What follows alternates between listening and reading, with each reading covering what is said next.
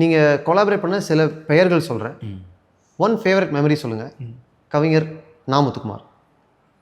ரொம்ப கேஷுவலாக அவர் கூட ஒர்க் பண்ணதில் ஸ்பெஷலாக என்ன இருந்துச்சுன்னு சொன்னால், ஒரு பாட்டு ஏதோ கிட்ட நெருங்கி வாடியோ ஏதோ ஒரு பாட்டு பார்த்து இப்போ கார்லேயே எழுதிட்டு போயிட்டார். ஆக்சுவலாக ஃபுல் கார் ரவுண்டு போயிட்டு இருக்கும்போது எழுதிட்டு இருக்கிறாரு.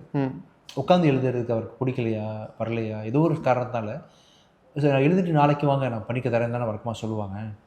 கரெக்ஷன்ஸாக இருந்தாலும் எழுதுறதா இருந்தாலும் நான் கார்லேயே பேசிகிட்டே போவோமேன்னு சொல்லிட்டு முதல் முறையாக காரில் எழுதின பாட்டு ஏதோ ஒரு பாட்டு நா. முத்துக்குமார் கூட போயிட்டுருக்கும் பொழுது ஃப்ளோவில் பண்ணார் ஒரு காரியத்தை.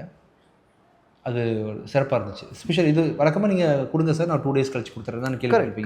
வாங்க அப்படியே போவோம் ரவுண்ட் அடித்தா வந்துடும்னு சொல்லிட்டு கோடம்பாக்கம் சுற்றி, அதுவும் பெருசாலாம் கிடையாது, லாங் டிரைவ்லாம் கிடையாது, அப்படியே கார் போயிட்டுருக்கு எழுதிட்டு கொடுத்தாரு ஒரு பாட்டு. Director M. ராஜேஷ். ஆமாம் ஆமாம். அவங்க என்கிட்ட சொன்னாங்க, நா. முத்துக்குமாரும் நானும் ஆம்பூர் பிரியாணி சாப்பிட போவோம், போயிட்டு வரதுக்குள்ளே பாட்டெலாம் முடிச்சிடும். அதை மாதிரி தான் எனக்கு ஒன்று நடந்துச்சு. காரில் முடிச்சு கொடுத்தாரு. இளையராஜா அவர்கள் வார்த்தைகளை சொல்ல முடியாத அளவுக்கு என் காலகட்டத்தில் நான் சந்தித்த நான் உணர்ந்த நான் கேட்ட மிகப்பெரிய இசை கலைஞர். இசை கலைஞர் கூட சொல்ல முடியாது, இசை மீட்டுறவங்க வந்து இசை கலைஞர்னு சொல்லுவாங்க இல்லையா.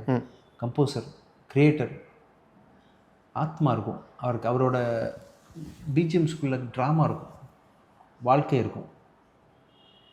இப்போது எவ்வளோ பெரிய கம்போசர் இருக்கட்டுமே, பீத்தோவன், மொசார்ட்லாம்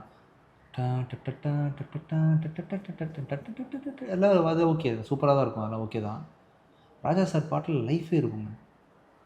ஃபஸ்ட் பிஜிஎம்லேருந்து ஆரம்பிச்சு அங்கேருந்து திடீர்னு சோகமாக வாசிப்பார், திடீர்னு போவோம், என்னென்னமோ பண்ணி விட்ருவார்.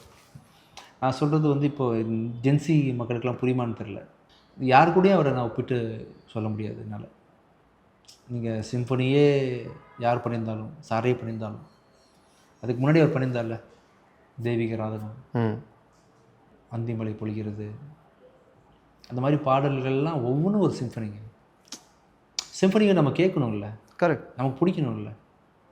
சிம்பனின்னு சொல்லலாம்.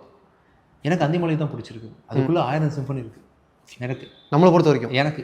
ஆமாம், எத்தனை சிம்பனி பண்ணிட்டார் என்னோட சிம்பனி அவர்.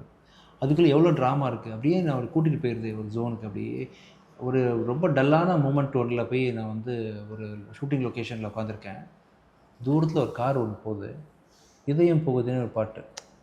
அப்படியே அப்படியே குனிஞ்சிட்டேன், மனசு உடஞ்சி அப்படியே. அப்படி இருக்கும் வார்த்தை, ஒவ்வொரு பாட்டும் வந்து வேறு மாதிரி பண்ணுவார். ஸோ அது அவரை பற்றி சொல்கிறதுக்கு நிறைய இருக்குது. Call 9498010101 to avail 1 month free internet. KrishiNet, India's fastest customer support. Certified by Google, trusted by Indian Air Force, Greater Chennai Police and 20,000 families.